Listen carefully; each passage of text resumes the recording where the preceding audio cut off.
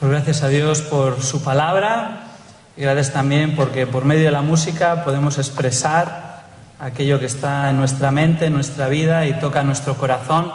Gracias a nuestra hermana Cristina, que es miembro de la Iglesia de León, una querida hermana, junto con su esposo Manolín. Y gracias a Dios por el talento que les ha dado, también a Tan y a Pedro. Damos gracias a Dios por ello y sabemos que lo hacen para la gloria de Dios y también para animarnos y edificarnos a nosotros. Sin más preámbulo, vamos a pasar a la palabra, que es por lo que estamos aquí.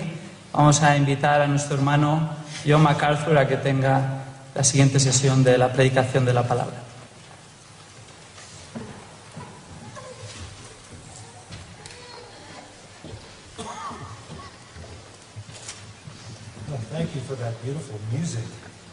Gracias por esa hermosa música, tan maravillosa. Qué gusto estar de regreso con ustedes. En California, en la parte sur de California, tenemos 15 minutos para comer. En 30 minutos cenamos. Ustedes saben cómo comer aquí. 3 horas para la comida y varias para la cena. 4 o 5. Anoche cenamos y terminamos a la medianoche. Me gusta. La comida es deliciosa, la comunión es aún más deleitosa. Muchas gracias por su amabilidad para mí, hacia Patricia y a todos nosotros que venimos de Grace Church. Les traigo amor y saludos de Grace Community Church en la parte sur de California, Estados Unidos. Varios de nuestros pastores están aquí con ustedes: Henry Tolopilo, Michael Mahoney, otros de nuestra iglesia, Miguel Contreras, que superviste. Gracias a vosotros. Y estamos tan contentos de estar con ustedes. Estamos muy honrados por el Señor, por tener una relación única con el ministerio aquí en España, y oramos porque podamos ser de aliento y de ayuda para ustedes y una bendición en cualquier manera posible. Ciertamente queremos extender una invitación a ustedes para que vengan a Estados Unidos en algún momento y vayan a la costa occidental y vengan a Grace Community Church. Van a conocer a muchas personas que hablan español ahí. Tenemos un ministerio hispano muy grande, una congregación hispana muy grande. Esa es la naturaleza de la parte sur de California, por lo cual estamos extremadamente agradecidos. El idioma español es conocido por nosotros ahí. Me apena no poder hablarlo, pero ciertamente tenemos a muchos que lo pueden hacer de manera muy bien y ministran a la comunidad hispana en nuestra ciudad y en nuestra región, trayéndoles el Evangelio del Señor Jesucristo. Pero me he dado cuenta de que su cultura es muy diferente a la cultura de Latinoamérica. Y ahora me doy cuenta de que su música viene de Escocia. Esto es perfecto. MacArthur es tan escocés como uno puede ser. Los MacArthur fueron una tribu que vivió en las montañas, en el altiplano, y vinieron y mataron a todos en la planicie. Entonces estoy tratando de sobrevivir a mis ancestros y traer vida en lugar de muerte, ¿no es cierto? Bueno, estamos hablando de la palabra de Dios, estamos hablando de las Escrituras, estamos hablando de la suficiencia de las Escrituras, la autoridad de las Escrituras, la totalidad de las Escrituras, cómo las Escrituras abarcan todo a partir del Salmo 19. Y quiero añadir a esto, invitarlos a que abran sus Biblias a 1 Corintios 1 y 2. 1 Corintios 1 y 2. Recordamos que la palabra de Dios es más preciada que el oro, más que mucho refinado, y dulce más que la miel, y que la que destila del panal. Recordamos el Salmo 119:97. David dijo: oh, cuánto amo yo tu ley. Y dijeron lo siguiente: todo el día es ella mi meditación. Es objeto de mi meditación todo el día. Y entonces David siguió las instrucciones del Salmo 19, versículo 14, de meditar en la palabra de Dios. Josué 1:8, meditar en la palabra de Dios día y noche. Y como resultado de ello, por lo menos 5 diferentes ocasiones en el Salmo 119 él dice: yo amo tu mandamiento. Amo tus mandamientos. Él no dice: no amo tu ley, precepto, testimonio, instrucción acerca de la adoración. Él tomó la parte más demandante de ella y dijo: a mí me encanta aún tus mandamientos, los amo. El apóstol Pablo dijo que aquellos que son salvos, de acuerdo a 2 de Tesalonicenses 1:10, aquellos que son salvos aman la verdad. En ese pasaje, la condenación vendrá cuando Cristo regrese. Y la condenación, dice, vendrá en contra de aquellos que no tienen el amor de la verdad. En esa afirmación, el apóstol Pablo está diciendo que un creyente se caracteriza por amar la verdad. Juan registra que aquellos que aman al Señor guardan sus mandamientos. Si me amáis, dijo él, obedeceréis mi palabra. Primero de Juan 1:5 dice: el que me ama, el que ama al Señor. Primero de Juan 5 guarda sus mandamientos. En el Salmo 40, versículo 8, el salmista también dice: me deleito en hacer tu voluntad, oh Dios. Está dentro de mi corazón. Nada es más característico de un cristiano que un amor por la verdad. Un amor por la verdad que se manifiesta en obediencia a esa verdad. Eso caracteriza a los verdaderos creyentes. En Juan capítulo 6, Jesús había hablado a una multitud muy grande y les había alimentado, ustedes recordarán, ahí en Galilea.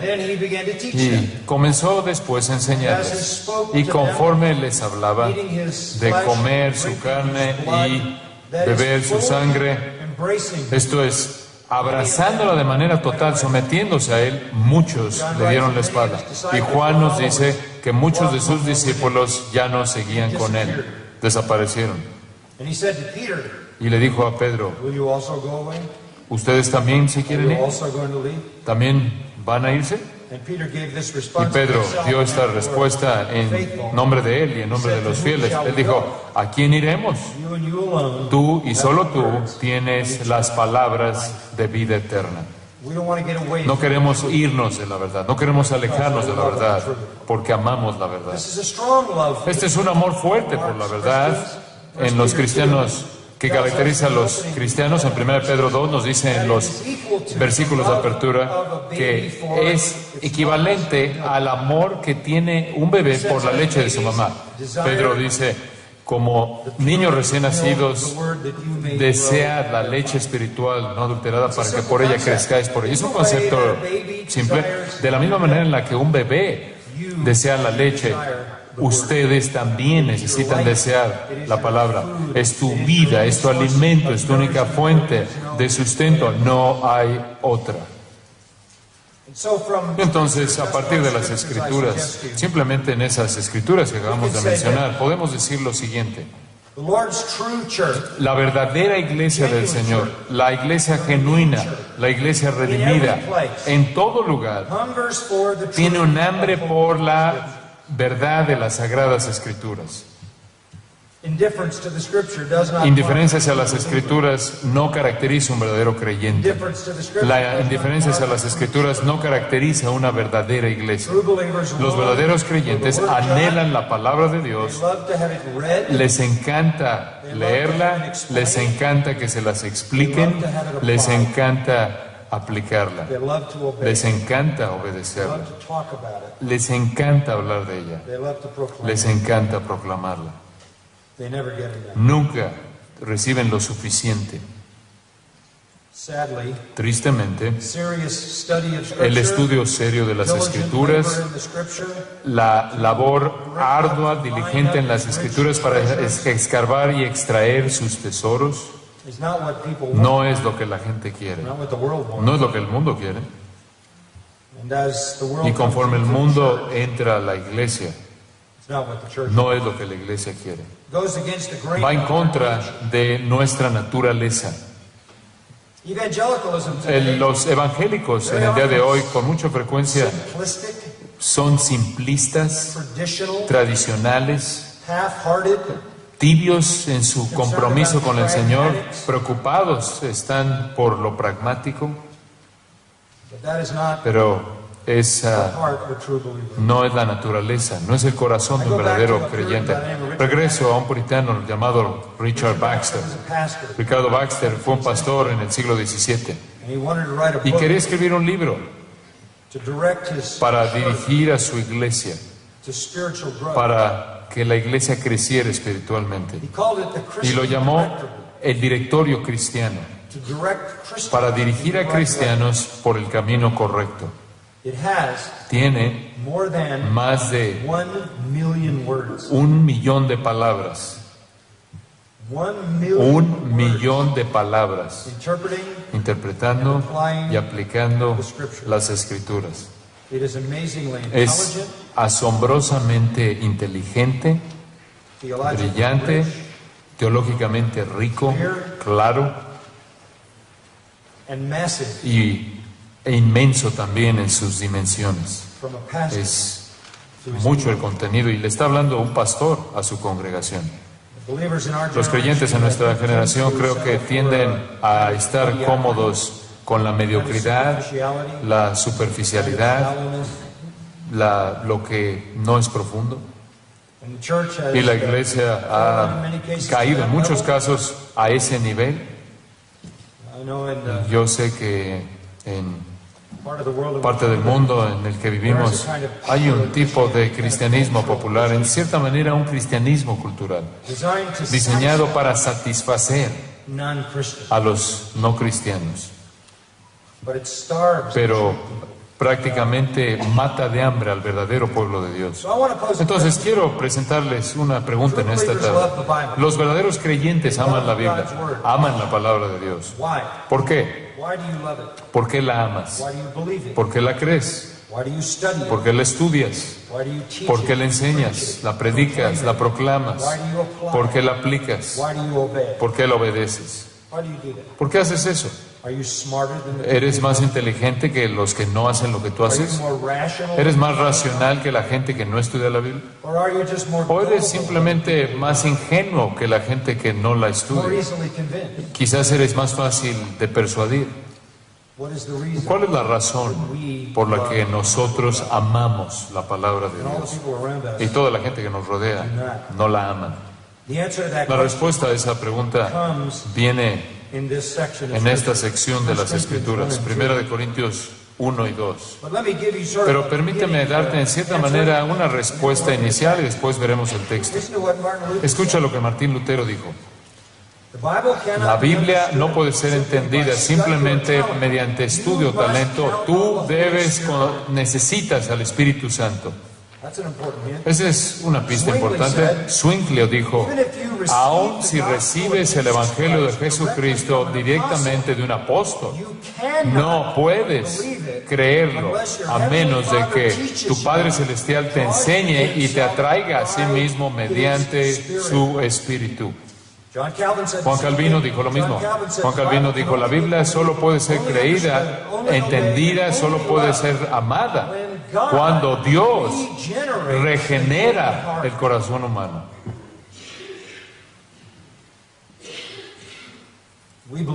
Creemos la Biblia, entendemos la Biblia, obedecemos la Biblia, amamos la Biblia, proclamamos la Biblia, enseñamos la Biblia, porque hemos sido cambiados, profundamente alterados en nuestra manera de pensar. Eso es precisamente lo que tenemos en este pasaje.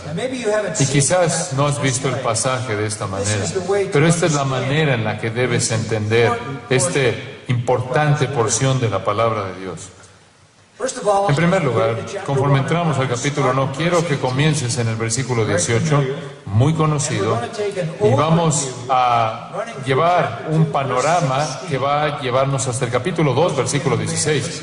Aquellos de ustedes que me han oído predicar normalmente saben que por lo general cubro 1 a 3 versículos. Vamos a romper el molde en cierta manera y en lugar de entrar a la profundidad a 1, 2, 3 versículos, vamos a estudiar de manera panorámica este capítulo, este pasaje.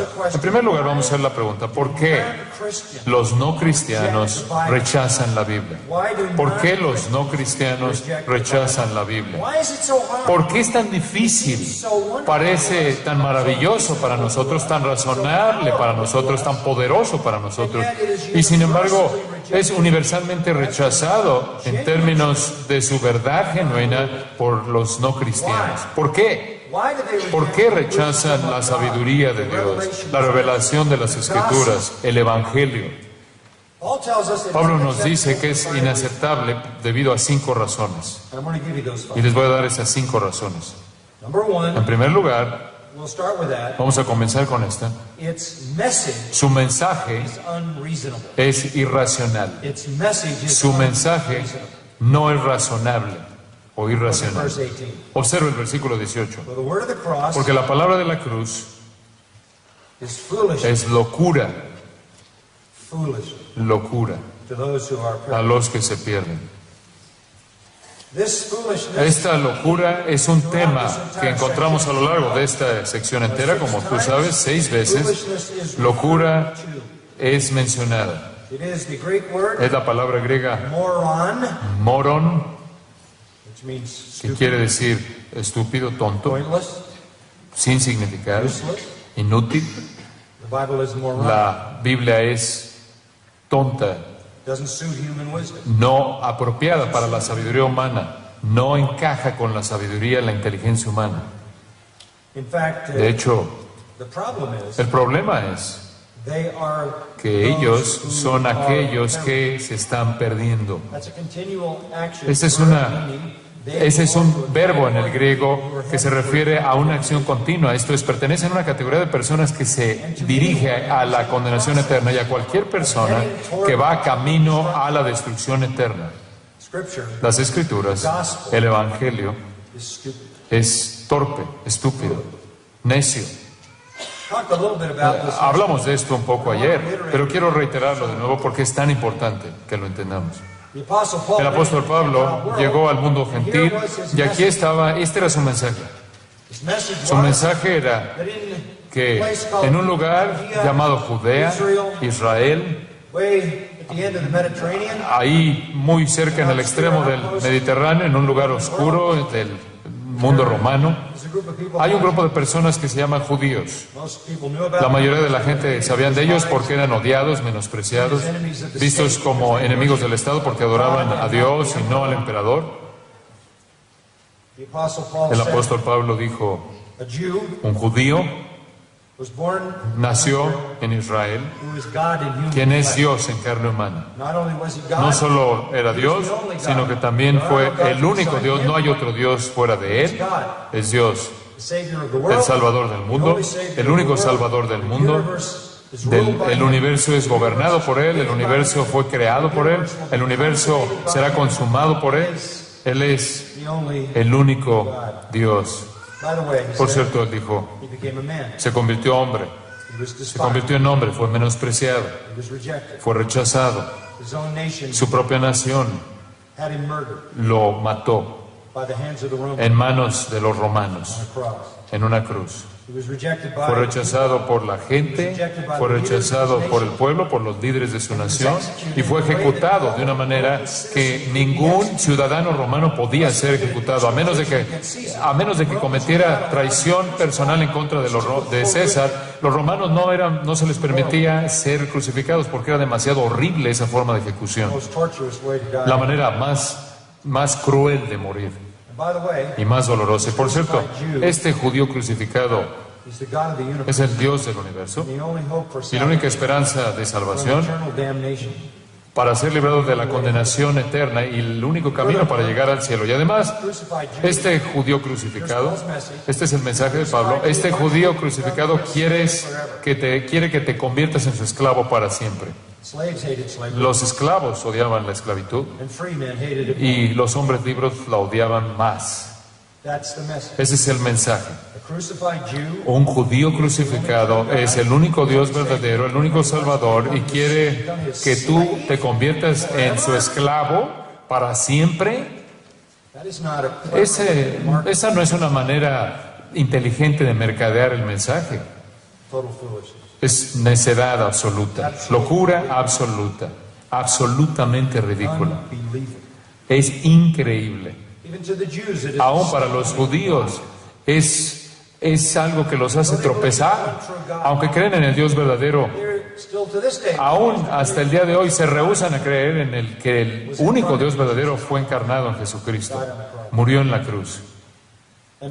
Y, por cierto, además de eso, ese judío crucificado resucitó de los muertos. Y ahora Él está en el cielo, esperando a regresar para juzgar al mundo y establecer su reino. Eso no tenía sentido. Si vas a la ciudad de Roma, ahí donde está el Circo Máximo, puedes ver un grabado. Está desgastado, pero aún está ahí. Hay una grabación ahí, se encuentra grabado ahí una cruz y decenas de miles de crucificados. Prácticamente en esa cruz está colgando el cuerpo de un hombre con la cabeza de un burro. Y abajo hay un hombre que se está postrando en adoración. Por cierto, para ese entonces habían ya muerto mediante crucifixión decenas de miles. Y dicen, en la Escritura dice, Alexamenos adora a su Dios. ¿Quién va a adorar a un burro o asno crucificado? Esa era la perspectiva gentil de la crucifixión de Cristo. Eso es algo irracional, es un mensaje irracional. Aún el día de hoy el Evangelio es irracional, por esa razón y muchas otras, pero en particular aquí dice, la palabra de la cruz es locura.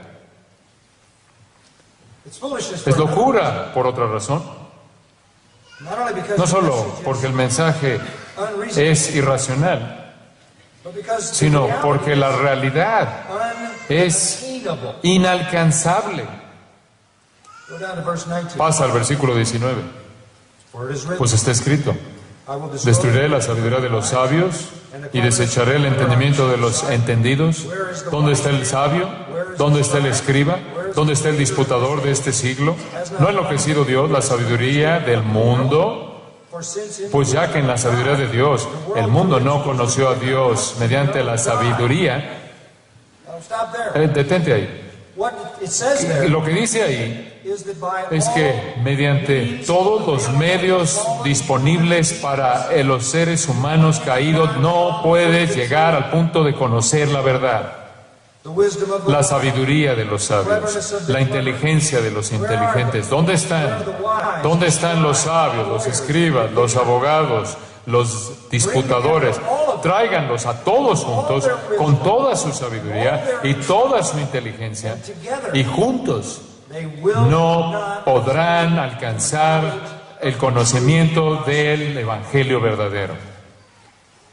Por cierto, las palabras del versículo 19 son tomadas de Isaías capítulo 29, versículo 14 en la Septuaginta. Entonces esto no es nada nuevo. Isaías dice estas palabras cuando Sennacherib estaba amenazando a Judá. Isaías dice, vendrá la liberación, pero no vendrá mediante la sabiduría de los líderes y de los sabios.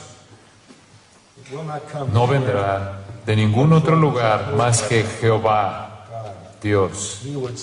Él va a salvar a Judá un día mediante su propia sabiduría. En términos finales, entonces, puedes tomar a las mentes más brillantes del mundo individualmente, colectivamente, congregarlos y no pueden alcanzar la verdad. No es perceptible desde el punto de vista intelectual. No es alcanzable desde el punto de vista intelectual. Entonces, hay un sentido de burla en el versículo 20. Tráelos. ¿Dónde está el sabio? ¿Dónde está el escriba? ¿Dónde está el disputador? El disputador es el subsétetes, el disputador en filosofía, el pensador. ¿Dónde están?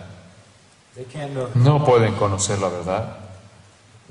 De hecho, de acuerdo a Romanos 3, ningún hombre realmente busca a Dios. Todos se han desviado. No puedes alcanzar a Dios, no puedes llegar a Dios por ti mismo estando en esa condición caída. Y estoy enfatizando esto porque hay una suposición aquí.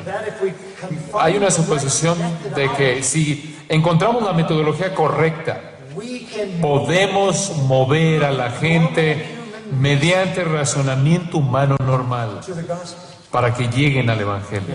No puedes hacerlo.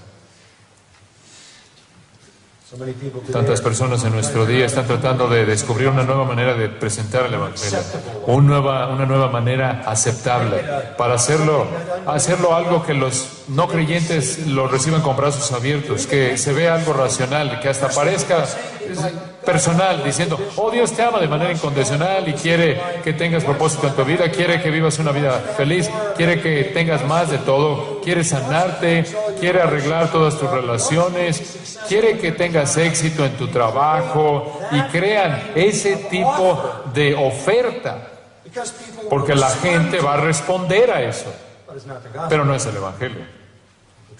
Y el verdadero Evangelio es difícil, es duro. Escribí un libro llamado Difícil de creer. Es difícil de creer. ¿Qué tan difícil es? Es más fácil que pase un camello por el ojo de una aguja. Así de difícil es. Y cuando Jesús dijo eso, los discípulos dijeron, bueno, entonces, ¿quién podrá ser salvo? Y Jesús le respondió, con los hombres es imposible. Con Dios todo es posible. ¿Recuerdas la parábola del sembrador? El sembrador salió a sembrar. Ese es un retrato del evangelismo. Cualquiera de nosotros que evangeliza, estamos sembrando semilla. El texto no dice nada acerca de la semilla está fija, es el evangelio. No puedes crear semilla sintética, alterna o aceptable. No, es el evangelio. Y el sembrador es cualquier persona que proclama el evangelio. ¿Tú te acuerdas de la historia? No dice nada de la técnica del sembrador. Salió y aventó la semilla, la arrojó. Parte de ella cayó en suelo duro, nunca penetró, las aves se la llevaron. Fue infructífero. Parte de esa semilla cayó en pedregales, en suelo rocoso.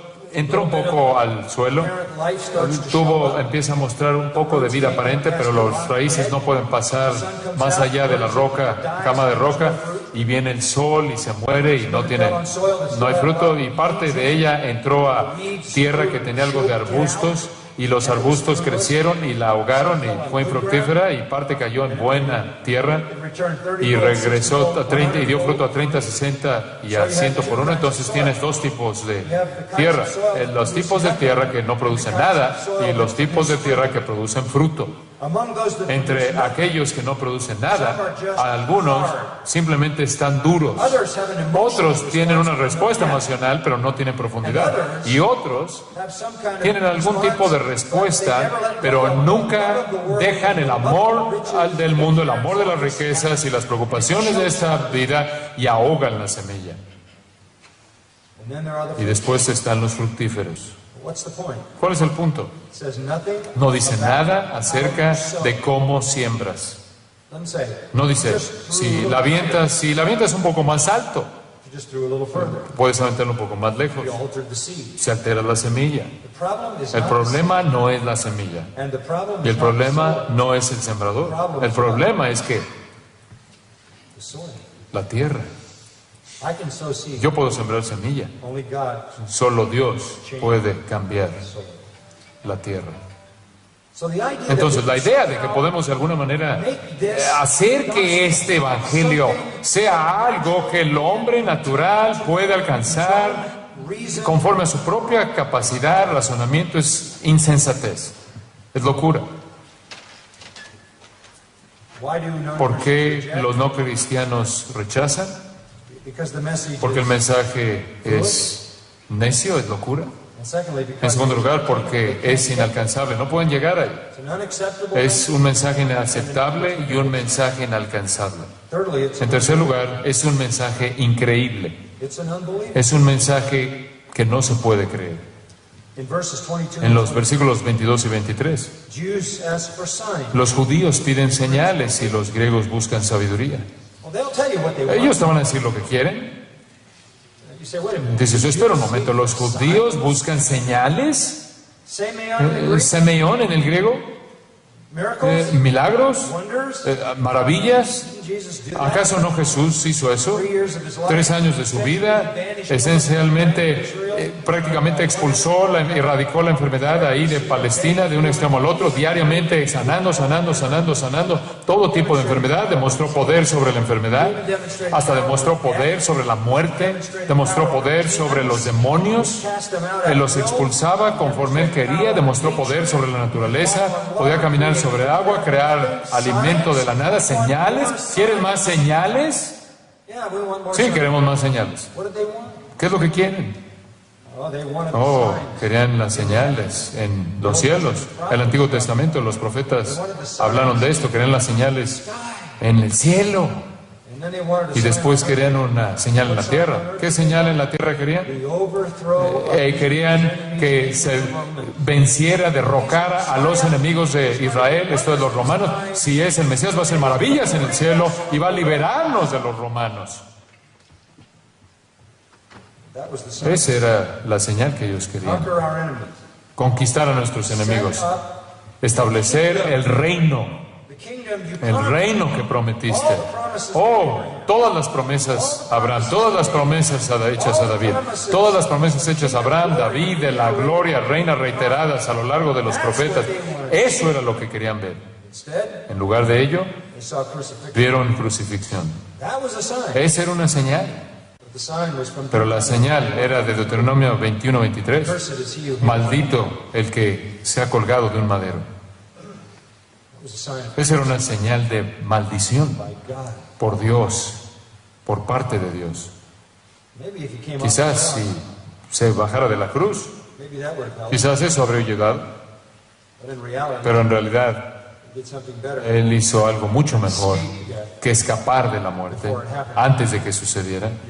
Él escapó de la muerte después de que murió. Pero eso no fue suficiente, y los líderes de Israel se les contó de su resurrección y sobornaron a los soldados para que mintieran de ella y dijeran, oh, sus discípulos robaron el cuerpo, cuando ellos sabían que él había resucitado de los muertos. Esa era la única explicación, pero tampoco quisieron creer eso. No querían creer eso. Tenían sus propias condiciones para lo que el Mesías haría, como lo haría. Jesús no encajó en su expectativa. Los griegos eran igual. Ellos querían sabiduría.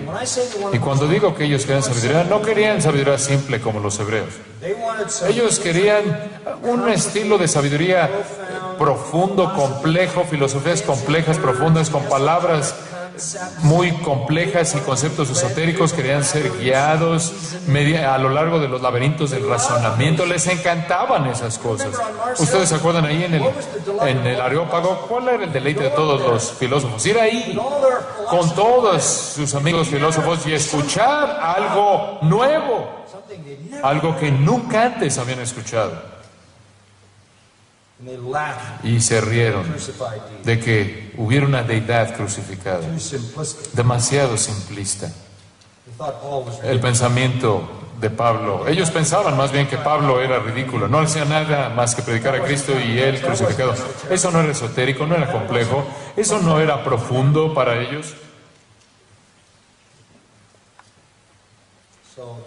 Entonces, esta es la condición. La verdad es inalcanzable, es increíble, es inaceptable, es imposible de creer. Ese es el mundo. Ahora, la dificultad es aún multiplicada por un cuarto problema. La gente que predica esto es gente no importante. Podrás pensar que si el Señor hubiera tenido un mensaje tan difícil, al tener un mensaje tan difícil, tan imposible de creer, tan loco, tan necio, lo habría colocado en las bocas de las personas más influyentes y poderosas, la gente con el potencial más grande para que fueran creíbles. Para que fuera creíble, pero no lo hizo así. Observa el versículo 26. Pues mirad, hermanos, vuestra vocación, que no sois muchos sabios. Noten, dice, no muchos 3 veces, dice, no muchos sabios según la carne, ni muchos poderosos, ni muchos nobles. 3 veces. No somos un grupo muy impresionante. La gente que está a cargo de esta ciudad, la gente que está a cargo de este país, las grandes mentes de esta nación, no están aquí. No están aquí. De vez en cuando alguien viene a tu iglesia que quizás es un poco más importante en la comunidad, pero no hay muchos. No muchos. La mayoría de los creyentes son personas no impresionantes, de un perfil bajo en el mundo. En una ocasión estaba en Larry King con un místico hindú llamado Deepak Chopra. Es un hombre inteligente, es un cardiólogo, pero primordialmente es un promotor de hinduismo. Y estábamos en una discusión muy acalorada ahí en CNN, y después, mientras estaban los comerciales fuera del aire, me dijo, yo nunca te hablaría de esto porque tú ni siquiera puedes entender esto. Y yo le dije, sí, de hecho, yo sé de qué estás hablando, escribí un libro de esto. Y él me volteó a ver y dijo, y le dije, te puedo dar el libro, te lo regalo si quieres y lo puedes leer, le dije. Y yo se lo dije amablemente. Y me dijo, yo nunca leería nada que tú hubieras escrito. Y así como, aléjate de mí, hoy poloi, tú eres nada. Yo tengo todas las respuestas. Me encantaría que la gente en la Casa Blanca me llamara. Yo tengo todas las respuestas, pero no solo yo. Podrían hablarle a Henry, él también las tiene, o podrían hablar a David, él tiene todas las respuestas. En la palabra de Dios, están ahí, conocemos la palabra de Dios, tenemos las respuestas a todos los problemas del mundo. Yo sé lo que la Biblia dice acerca de la economía, la sociedad. Sabemos eso, pero ellos no quieren oír de nosotros. Además, versículo 27. Aquí es en donde nos encontramos a nosotros mismos. Dios ha escogido a lo necio del mundo para avergonzar a los sabios.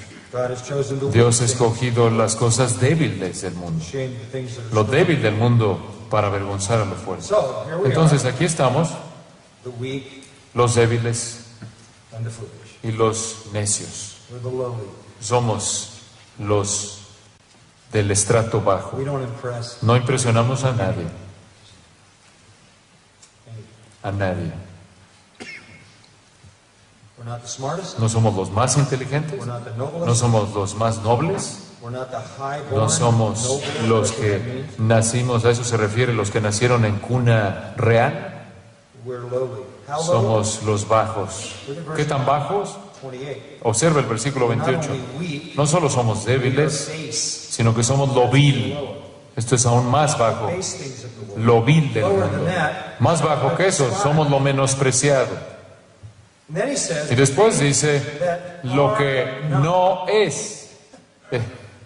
Ese es el griego, en tiempo presente del verbo ser. Nosotros no existimos. Ni siquiera existimos. Somos los no existentes. La palabra vil, no sé cómo está decía en español, vil, es agneo. Geneo es la palabra de la cual obtenemos genético o genética o gen. Esto es los no nacidos, los no nacidos, los no existentes. Este es un desafío para nosotros. Por cierto, estas expresiones que Pablo usa aquí para describirnos son las expresiones más despreciables que se pueden encontrar en el idioma griego. Decirle a alguien, tú eres un necio, eres débil, eres no existente, es la manera más cruel en la que podrías humillar a otra persona. Eso es lo que el mundo ve cuando nos ven a nosotros. Ahí en el capítulo 4 Pablo dice, somos considerados la escoria. Y usa una palabra que describe la parte de abajo de una sartén, de una olla, después de que cocinas la comida y después de que sirves la comida, después limpias la olla. Lo que queda en la parte de abajo, que tienes que quitar, tallar para quitarlo, Pablo dice, eso somos. Somos lo sucio, la suciedad que está al fondo. Así es como el mundo nos ve. Y ¿sabes algo? Desde su perspectiva, no somos importantes en absoluto. Hay una quinta razón por la que los no cristianos rechazan el Evangelio. Es sus predicadores. Sus predicadores es gente que no tiene estilo, no son aceptables. Vamos de la gente a los predicadores. Puedes ver el capítulo 2. Así que, hermanos, cuando fui a vosotros para anunciaros el testimonio de Dios, no fui con excelencia de palabras o de sabiduría, pues me propuse no saber entre vosotros cosa alguna, sino a Jesucristo y a este crucificado. Y estuve entre vosotros con debilidad y mucho temor y temblor. Y ni mi palabra ni mi predicación fue con palabras persuasivas de humana sabiduría, sino con demostración del Espíritu y de poder, para que vuestra fe no esté fundada en la sabiduría de los hombres, sino en el poder de Dios. Ese pasaje debe estar en algún lugar de la visión de todo predicador. No vine a vosotros con palabras persuasivas de humana sabiduría. Esto no consiste en oratoria, en capacidad de oratoria. No vine aquí con gran sabiduría que estaba derramándose de mis labios. Vine con un mensaje simple: la cruz, Jesús, el crucificado. Y después él añade lo siguiente: yo no vine aquí de una manera valiente y osada como algún gran orador. Yo estuve con ustedes en mucha debilidad, temor, temblor. En 2 de Corintios capítulo 10, versículo 10. Esto es lo que decían acerca de Pablo. Ellos decían, su presencia es débil, no es impresionante. Y dijeron, su palabra es menospreciable. No es impresionante en su presencia corporal, no te impresiona, y tampoco es impresionante en su palabra. No hay algo que te den ganas de verlo y tampoco tiene algo que te den ganas de escucharlo. No era el mejor en oratoria, no era el poder de su oratoria, ni tampoco el poder de su personalidad y presencia. De hecho, estaba temblando con temor, entendiendo el peso total de la responsabilidad que él llevaba. Pero cuando vino su mensaje y cuando vino su predicación, no vino con palabras persuasivas de humana sabiduría, sino con demostración del Espíritu y de poder. Y en el mundo antiguo, los grandes oradores se enorgullecían por su capacidad de hablar, por su superioridad de sabiduría, de sofía, su capacidad de oratoria, y menospreciaron a Pablo porque él no lo tenía. Entonces, simplemente aquí en esta sección de 1 Corintios capítulo 1 entendemos contra lo que estamos luchando. Muy bien, entendemos el problema. Los hombres no pueden responder. Están muertos en delitos y pecados. Están ciegados por su condición caída y doblemente cegados por Satanás, ¿no es cierto? El Dios de este siglo ha cegado las mentes de los incrédulos, no sea que la luz del Evangelio brille. No pueden conocer a Dios. Pablo dice que están alejados de la vida de Dios. Entonces, ¿qué nos sucedió a nosotros? ¿Por qué nosotros creemos? ¿Cómo es posible que pudiéramos escapar de esta condición? ¿Cómo llegamos hasta aquí? ¿Cómo es posible que amemos la verdad? ¿Por qué? Regresemos al capítulo 1, versículo 18. Porque se nos ha colocado en otra categoría, en una categoría diferente. No estamos en la categoría de aquellos que están pereciendo, que se están perdiendo. Estamos en la categoría de aquellos que están siendo salvados. Toda persona está en una de esas dos categorías. O perteneces al grupo que está perdiéndose, que está pereciendo, o al grupo que está siendo salvado. ¿A qué te refieres? ¿Esto es tiempo presente? Sí, estamos en el proceso de ser salvados. Dices, oye, ¿ese es un proceso? Sí, es un proceso. Es un proceso que no terminará sino hasta que seas glorificado.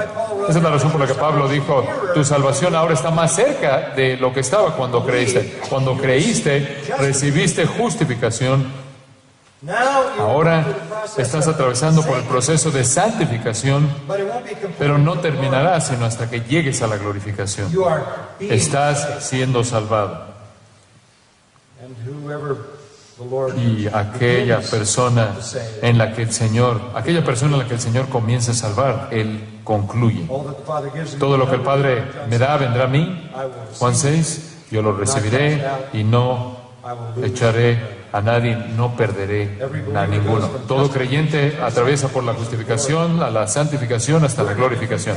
Estamos en una categoría diferente. Para nosotros, la palabra de la cruz es el poder de Dios. Porque hemos sido sacados de una categoría y hemos sido transferidos a otra. Entonces digamos que la primera razón por la que creemos es por la regeneración espiritual. Regeneración espiritual.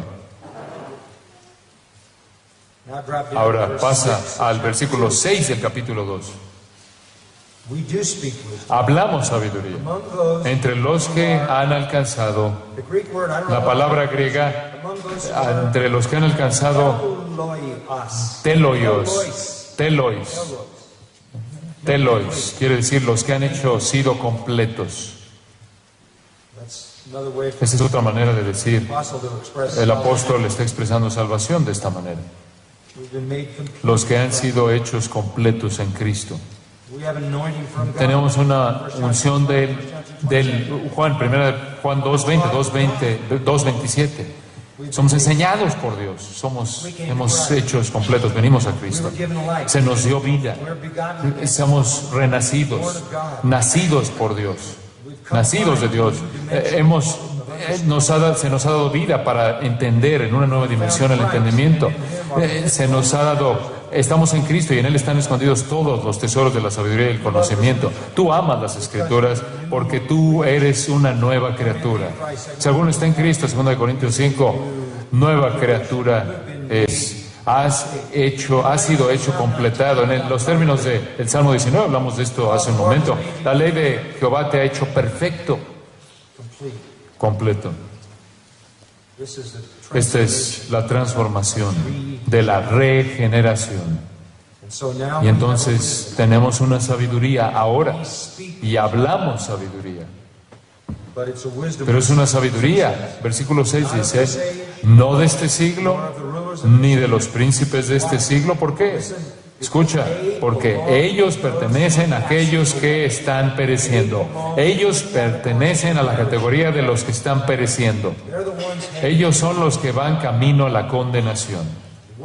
La palabra que perecen, katergeo, significa ser considerado totalmente ineficaz, impotente e inútil. Estamos de regreso a donde comenzamos, ¿no es cierto? La sabiduría divina no puede ser entendida por ellos. Nosotros tenemos la sabiduría. Ellos no pueden entenderla. En Mateo capítulo 11 encontramos las palabras maravillosas de nuestro Señor en los versículos 25 al 27. Él ora al Padre: te alabo, Señor del cielo y de la tierra, porque escondiste estas cosas de los sabios y entendidos y se las has revelado a los niños. Sí, Padre, porque así te agradó. ¿Por qué nosotros? Porque le agradó a Él escogernos. Regresa al capítulo 1.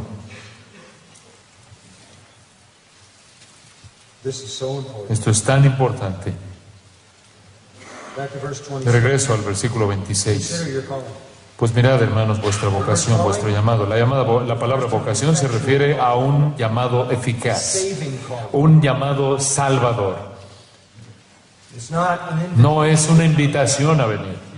Es una invitación divina, eficaz, que da vida, que regenera, que es movida por Dios. Dios lo hace. ¿Por qué hizo esto Dios con nosotros? Versículo 27 lo explica. Dios ha escogido. Escogió Dios. Escogió Dios. Versículo 28.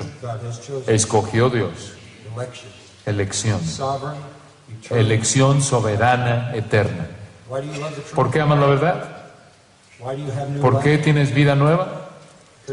Porque fuiste escogido en Cristo desde antes de la fundación del mundo. Fuiste predestinado para pertenecerle a Él. Tu nombre fue escrito en el libro de la vida del Cordero antes de la fundación del mundo por el poder soberano de Dios. Fuiste llamado eficazmente, poderosamente, en un llamado regenerador en el cual recibiste vida y literalmente fuiste rescatado de la muerte y se te dio vida, regeneración.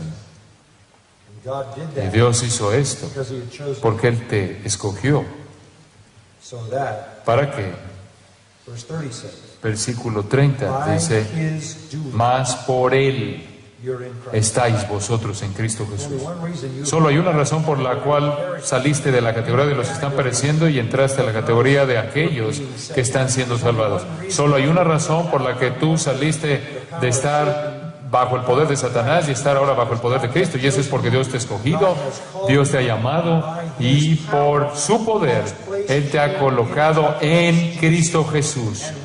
Y una vez que te coloco en Cristo Jesús, versículo 30 dice: Cristo entonces ha sido hecho por Dios sabiduría de Dios, justificación, santificación y redención.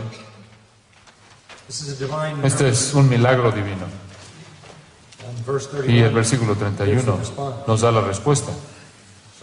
Para que, como está escrito, el que se gloríe en el Señor. Eso es lo que Él ha hecho. Algunas personas dicen: bueno, y la doctrina de la elección me molesta, la doctrina de la predestinación me molesta, la doctrina de la soberanía me molesta. Bueno, permíteme ayudarte. Si Dios no te hubiera escogido y te hubiera dado vida, te irías al infierno. Porque no tienes nada en tu capacidad para que puedas entender la verdad. El apóstol Pablo nunca torció el mensaje, porque él sabía que la salvación no venía a través de algún tipo de capacidad humana. Escucha lo que le dijo a Tito: Pablo, esclavo de Dios y apóstol de Cristo, conforme a la fe o para la fe de los escogidos. Eso es lo que hacemos. Traemos la verdad, la sabiduría de Dios, para que los escogidos la puedan escuchar y crean. Porque la regeneración es la obra de Dios, pero no de manera independiente de las Escrituras. La fe viene por el oír la verdad, la palabra acerca de Cristo. De manera parecida, en el capítulo 13 de Mateo, el Señor repite eso, como Dios ha escondido estas cosas de los sabios y se las ha revelado a ustedes. Entonces regresemos al capítulo 2 y vamos a concluir. Versículo 7, mas hablamos la sabiduría de Dios. No puedo enfatizar esto lo suficiente. Ustedes son las personas que tienen mayor valor para esta ciudad, los de mayor valor para su familia, en su nación, su ciudad, porque ustedes conocen la verdad. Ustedes hablan la verdad. La sabiduría de Dios, el misterio. Un momento, ¿qué es eso de misterio? Bueno, esa es una palabra que usa Pablo, misterio, para referirse a cosas que estaban escondidas en el Antiguo Testamento y reveladas en el Nuevo. Se lo dice a los efesios, tengo misterios. Entiendo lo que es una novela de misterio. No se refiere a una novela de misterio que no sabes lo que va a pasar sino hasta el final. No, el misterio para el apóstol Pablo es aquello que estaba escondido en el pasado y ahora ha sido revelado. Esto es revelación del Nuevo Testamento. Esto es Cristo en toda su plenitud. Dios habló en otros tiempos a los padres por los profetas, pero en estos días nos ha hablado en los postreros días por su Hijo, y el misterio ha sido descubierto y totalmente revelado. Entonces hablamos la verdad divina, no como los profetas del Antiguo Testamento, no como los padres del Antiguo Testamento, no. Nosotros hablamos la verdad revelada de manera total en Cristo. Y es necesario, porque hubo una época en la que Dios pasó por alto la ignorancia. Hechos 17 nos dice, pero ahora Él manda a todos los hombres que se arrepientan y vean a aquel que Él ha escogido como heredero y juicio de todo. No hay salvación fuera de Cristo, porque en ningún otro nombre se encuentra la salvación. Él es el único camino, verdad y vida. Entonces hablamos sabiduría, no solo sabiduría espiritual de una manera general, ni siquiera en un sentido profético, ni siquiera en un sentido de expectativa futura, sino que hablamos del misterio ya revelado de la verdad divina en la persona de Jesucristo. Esta es la sabiduría que tenemos. Y el mundo no la tiene. Versículo 8 nos dice, la sabiduría que ninguno de los príncipes de este siglo ha entendido. Ciertamente no la entendieron en el día de Pablo, porque si lo hubieran conocido nunca habrían crucificado al Señor de gloria. Y si la gente la conociera en nuestra época, ellos no lo rechazarían, no se burlarían de Él, no serán indiferentes hacia Él. Ninguno de los sabios de este mundo puede comprender esto. Un rechazo continuo del Evangelio, un rechazo continuo de Jesucristo, es prueba de que el mundo no comprende la sabiduría de Dios y la palabra de Dios.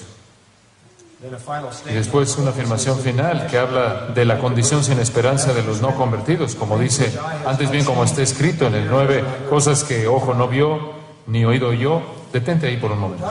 Estamos hablando aquí de cosas que no puedes conocer. Tu ojo no lo puede ver. Esto es, no se puede descubrir de manera objetiva, no puede descubrirse mediante un experimento, no se puede discernir ni percibir mediante algún tipo de medio externo, científico, natural, ni tampoco puedes escuchar. No puedes oírlo, no puede entrar por tu ojo ni por tu oído. Nada de lo que ves, nada de lo que oyes puede revelar este misterio, esta sabiduría. Entonces, en un sentido, tienes que entender que cuando estás hablando a un incrédulo, esto es lo que estás enfrentando. No lo entienden. No pueden verlo. No pueden procesarlo, no pueden digerirlo. Están muertos. Estás predicándole a cadáveres. Estás hablándole a un cementerio.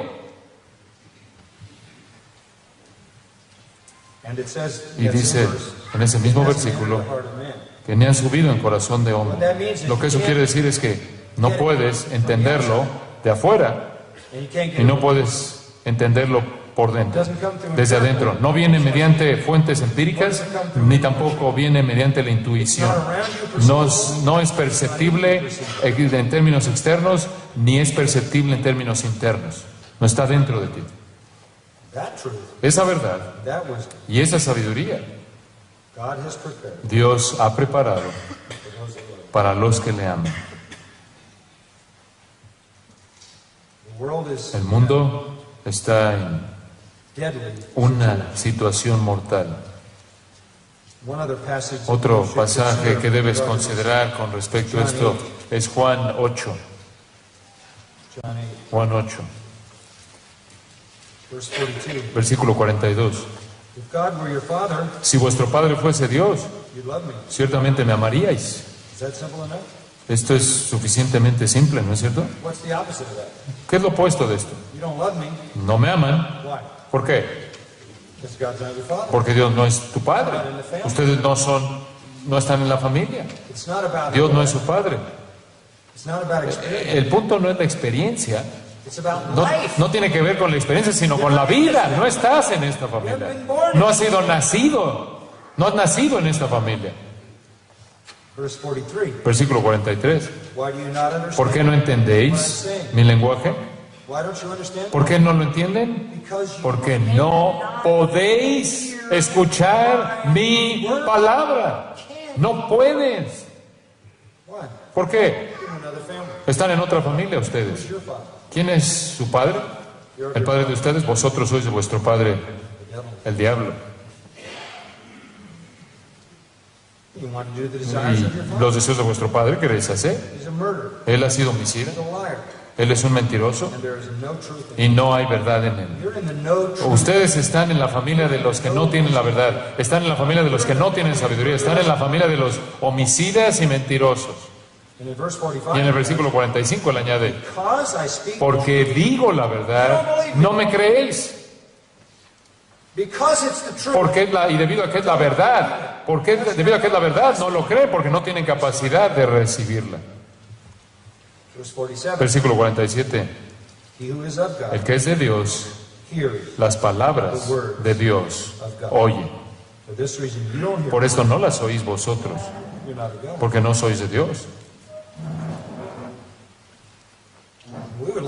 Nos encantaría pensar que podríamos despertar a los muertos mediante nuestra inteligencia, nuestra ingenuidad, nuestra tecnología, nuestra metodología, pero no podemos.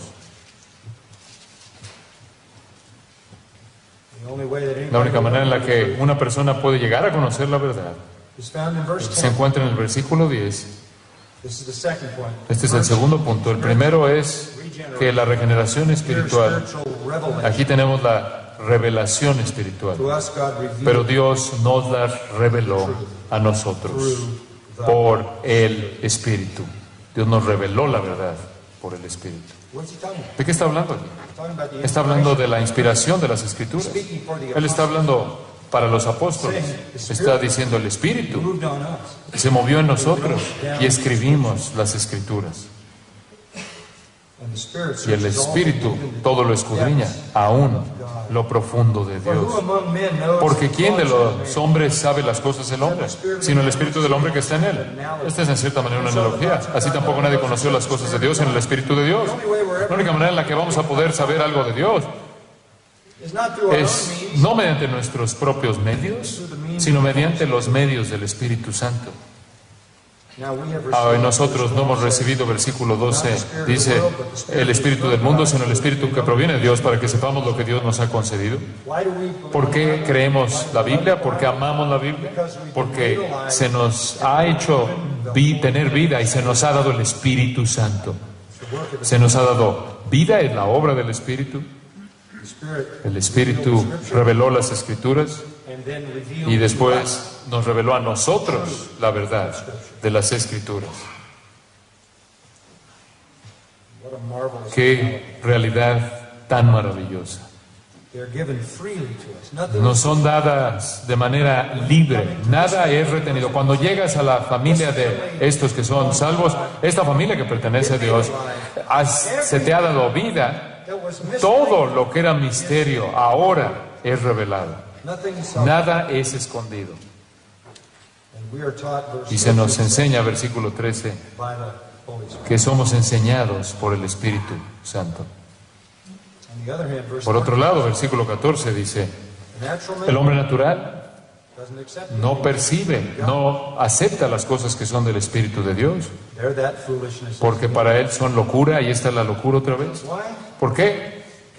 Porque no, porque son entendidas espiritualmente y él está espiritualmente muerto. Hemos recibido regeneración espiritual, revelación espiritual y después iluminación espiritual. El que es espiritual juzga todas las cosas, evalúa todas las cosas. Tenemos discernimiento, iluminación, lo entendemos, lo comprendemos y lo amamos.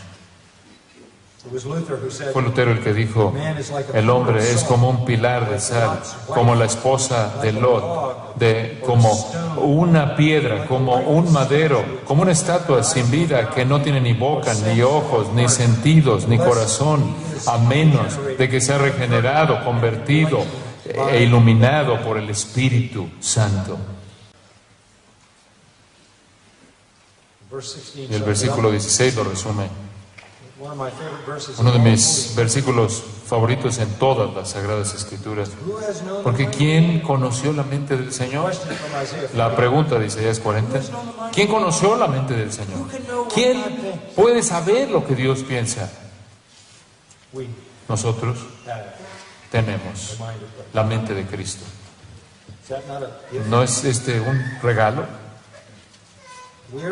Nosotros somos los que entendemos, nosotros somos los que creemos, nosotros somos los que tenemos hambre por la palabra, nos alimentamos de la palabra, amamos la palabra, enseñamos la palabra, proclamamos la palabra, obedecemos la palabra, vivimos la palabra.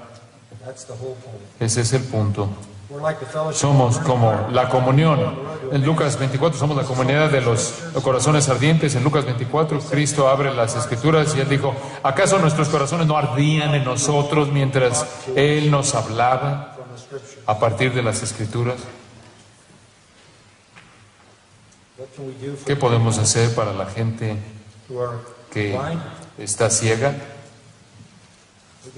Podemos orar por todos los hombres, porque Dios los salve.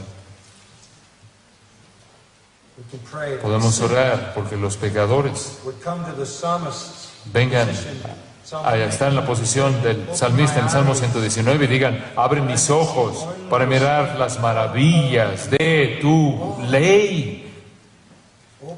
Abre mis ojos. Ahora esto.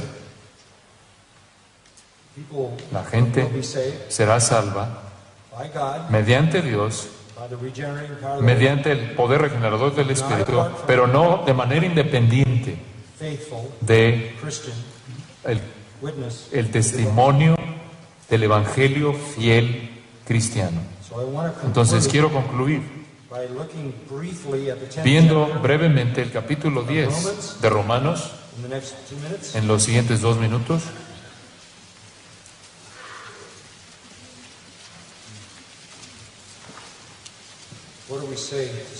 ¿Qué le decimos a los pecadores? Versículo 9, Romanos 10.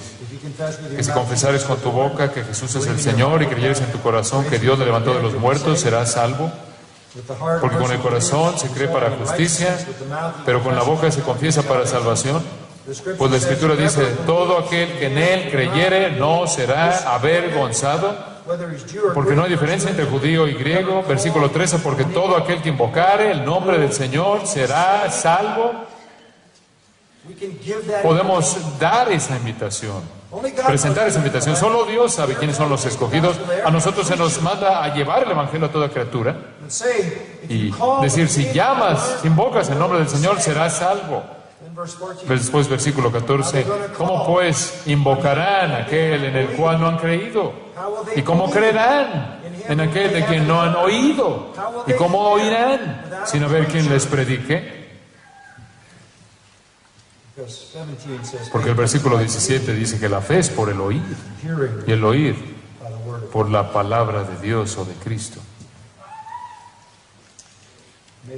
Que el Señor nos ayude a entender nuestra responsabilidad crítica de llevar el mensaje del Evangelio glorioso en toda su belleza, en toda su riqueza, en toda su plenitud a pecadores. Nosotros sembramos la semilla, solo Dios da vida. Pero la vida viene mediante la proclamación fiel de la verdad. Tú llegaste a ser salvo por creer la verdad, mediante la creencia de la verdad, al ser regenerado por el Espíritu. Tu hambre continua y amor por la palabra de Dios estimulará tu santificación hasta que veas a Jesucristo cara a cara. Padre, te damos gracias por este tiempo que hemos disfrutado juntos. Gracias por tu verdad. Porque aunque no somos muchos nobles ni poderosos, somos los viles, los menospreciados, los nada, los nadies. Tú nos has revelado tu verdad de manera salvífica, santificadora, evangelística, para poderla proclamar al mundo que nos rodea. Lleva a cabo una gran obra, Señor, a través de tu palabra y mediante nuestro testimonio, el testimonio de la iglesia aquí en España. Y, Señor, continúa santificándonos mediante tu verdad. Tu palabra es verdad. Esa fue tu oración en Juan 17:17. Esa es nuestra oración. Señor, santifícalos por tu verdad. Tu palabra es verdad.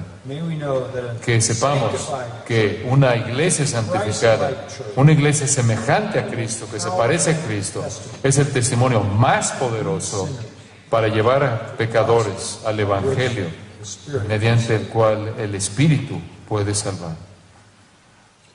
Gracias, Señor, por este llamado. Y no nos gloriamos en nosotros mismos, en nuestra propia sabiduría, en nuestro propio entendimiento, capacidad. Nos gloriamos solo en ti, nos jactamos solo en ti, porque tú nos salvaste y no podíamos salvarnos a nosotros mismos. Te damos toda la alabanza en el nombre de Cristo. Amén.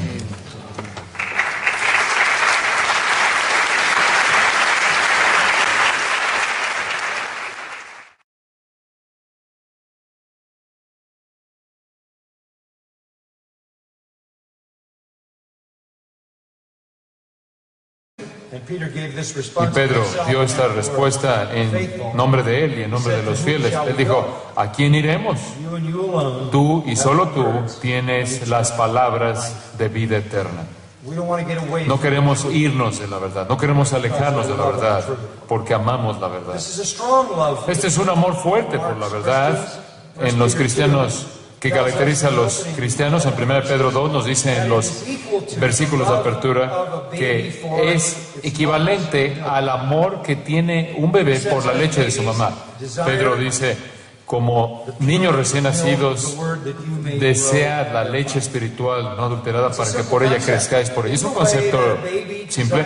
De la misma manera en la que un bebé desea la leche, ustedes también necesitan desear la palabra. Es tu vida, es tu alimento, es tu única fuente de sustento. No hay otra. Entonces, a partir de las Escrituras, simplemente en esas Escrituras que acabamos de mencionar, podemos decir lo siguiente. La verdadera iglesia del Señor, la iglesia genuina, la iglesia redimida, en todo lugar, tiene un hambre por la verdad de las Sagradas Escrituras. Indiferencia hacia las Escrituras no caracteriza un verdadero creyente. La indiferencia hacia las Escrituras no caracteriza una verdadera iglesia. Los verdaderos creyentes anhelan la palabra de Dios, les encanta leerla, les encanta que se las expliquen, les encanta aplicarla, They love to obey. les encanta They obedecerla, love to talk about it. les encanta hablar de ella, They love to proclaim les it. encanta proclamarla. They never get enough. Nunca reciben lo suficiente.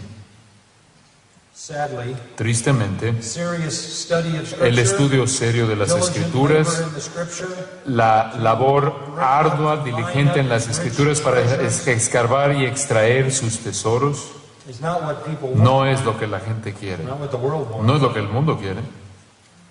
And as the world Y conforme el comes into mundo the church, entra a la iglesia, it's not what the church no es lo que la iglesia quiere. goes against the grain Va en of contra our nation. de nuestra naturaleza. Evangelicalism today Los evangélicos en el día de hoy con mucha frecuencia simplistic, son simplistas, traditional, tradicionales. half-hearted. Solamente queremos extender una invitación a ustedes para que vengan a Estados Unidos en algún momento y vayan a la costa occidental y vengan a Grace Community Church. You will find Van many a people who speak conocer a muchas personas que hablan español ahí. We have a very Tenemos un ministerio hispano muy grande, una congregación hispana muy grande. Esa es la naturaleza de la parte sur de California, por lo cual estamos extremadamente agradecidos. language. El idioma español es conocido por nosotros ahí. Me apena no poder hablarlo, pero ciertamente tenemos a muchos que lo pueden hacer de manera muy bien y ministran a la comunidad hispana en nuestra ciudad y en nuestra región, trayéndoles el Evangelio del Señor Jesucristo. But I found out that your Pero me he dado cuenta de que su cultura es muy diferente a la cultura de Latinoamérica. now I find Y out ahora me doy cuenta your music de comes que from su música viene de Escocia. perfect. Esto es perfecto. MacArthur was a MacArthur es tan escocés como uno puede ser. The MacArthurs were Los MacArthur a tribe fueron una tribu que vivió en las montañas, en el altiplano, y vinieron y mataron a todos en la planicie. trying to out Entonces estoy tratando de sobrevivir a mis ancestros y traer vida en lugar de muerte, ¿no es cierto? So we're talking about Bueno, estamos hablando de la palabra de Dios, estamos hablando de las Escrituras, estamos hablando de la suficiencia de las Escrituras, la autoridad de las Escrituras, completeness of Scripture. la totalidad de las Escrituras, cómo las Escrituras abarcan todo a partir del Salmo 19. Now I want to add to that. Y quiero añadir a esto, invitarlos a que abran sus Biblias a 1 Corintios 1 y 2. 1 Corintios 1 y 2. We remember that Recordamos the Word que of God la is palabra more de Dios precious es than más gold, preciada que el oro, much fine gold, más que mucho rafinado, y dulce más que la miel, honey from the y que la que honeycomb. destila del panal. We remember Psalm Recordamos 119, el Salmo 119, 97, David dijo, oh, cuánto amo yo tu ley. And they said Y this, dijeron lo siguiente, todo el día es ella mi meditación. it is my meditation all the day. Es objeto de mi meditación todo el día. Y entonces David siguió las instrucciones del Salmo 19, versículo 14, To meditate on the de Word of meditar God. en la palabra de Dios. Joshua 1:8. Josué 1.8, meditar en la palabra de Dios día y noche. And as a result of Y como that, resultado de ello, por lo menos 5 diferentes ocasiones en el Salmo 119 él dice, yo amo tu mandamiento. he didn't say, Amo tus mandamientos. Él no dice, no amo tu ley, precepto, testimonio, instrucción acerca de la adoración. Él tomó la parte más demandante de ella y dijo, a mí me encanta aún tus mandamientos, los amo. The Apostle Paul El apóstol Pablo said, dijo those who are saved, a que aquellos que son salvos, according to 2 de acuerdo a Thessalonians, 2 de Tesalonicenses 1:10, aquellos que son salvos love aman the truth. la verdad. In that passage, En ese condemnation pasaje, will come la condenación when Christ vendrá returns. cuando Cristo regrese. Y la condenación, dice, vendrá en contra de aquellos que no tienen el amor de la verdad. In that statement, En esa afirmación, el apóstol Pablo está diciendo que un creyente se caracteriza por amar la verdad. John Juan records that those who registra que love him aquellos que aman al Señor keep his commandment. guardan sus mandamientos. If you love me, he says, Si me amáis, dijo él, you'll obey my word. obedeceréis mi palabra. Primero de Juan 1:5 dice, el que me ama, el que ama al Señor, 1 de Juan 5, guarda sus mandamientos. En el Salmo 40, versículo 8, el salmista también dice, me deleito en hacer tu voluntad, oh Dios. Está dentro de mi corazón. Nada es más característico de un cristiano que un amor por la verdad. Un amor por la verdad que se manifiesta en obediencia a esa verdad. Eso caracteriza a los verdaderos creyentes. En Juan capítulo 6, Jesús había hablado a una multitud muy grande y les había alimentado, ustedes recordarán, ahí en Galilea. Y comenzó después a enseñarles. Y conforme les hablaba de comer su carne y beber su sangre, esto es, abrazándolo de manera total, sometiéndose a él, muchos le dieron la espalda. Y Juan nos dice que muchos de sus discípulos ya no seguían con él, desaparecieron. Y le dijo a Pedro, ¿ustedes también se quieren ir? ¿También van a irse? Pues gracias a Dios por su palabra y gracias también porque por medio de la música podemos expresar aquello que está en nuestra mente, en nuestra vida y toca nuestro corazón. Gracias a nuestra hermana Cristina, que es miembro de la Iglesia de León, una querida hermana, junto con su esposo Manolín. Y gracias a Dios por el talento que les ha dado, también a Tan y a Pedro. Damos gracias a Dios por ello y sabemos que lo hacen para la gloria de Dios y también para animarnos y edificarnos a nosotros. Sin más preámbulo, vamos a pasar a la palabra, que es por lo que estamos aquí. Vamos a invitar a nuestro hermano John MacArthur a que tenga la siguiente sesión de la predicación de la palabra.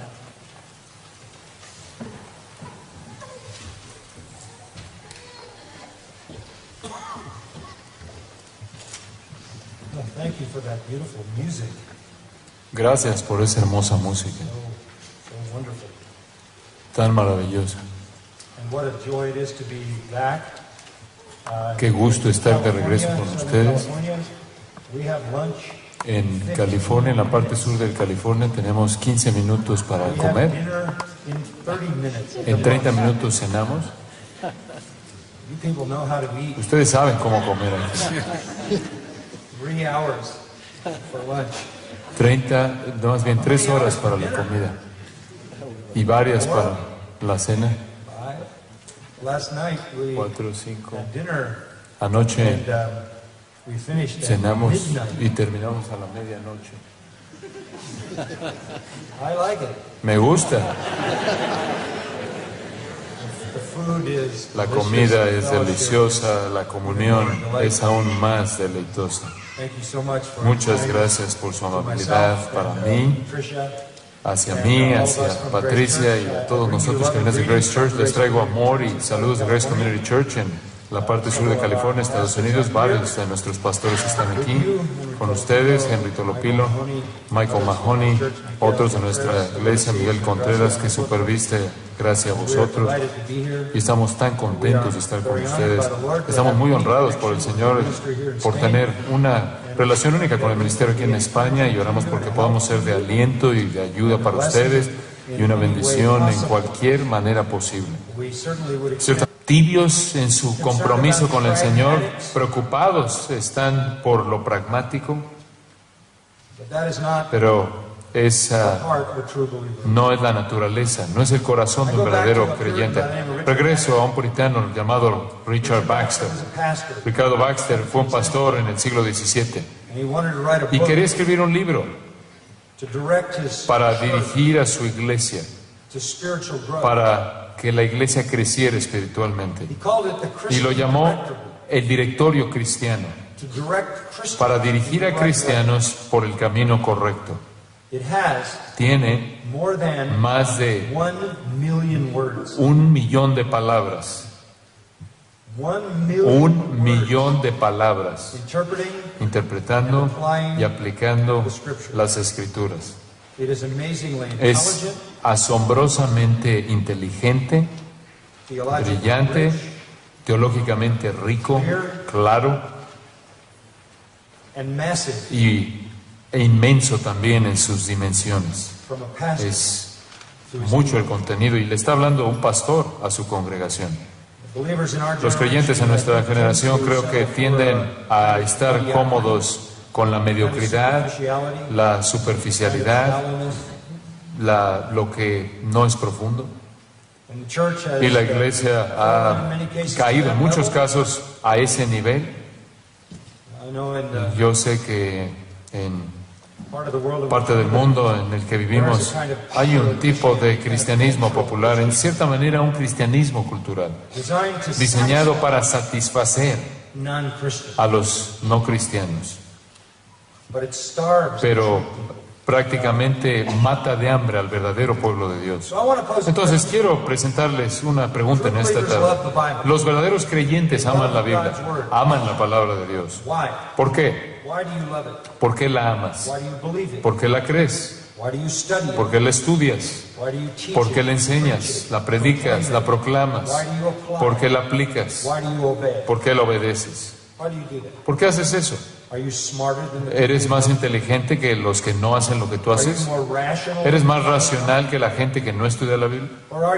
¿O eres simplemente más ingenuo que la gente que no la estudia? Quizás eres más fácil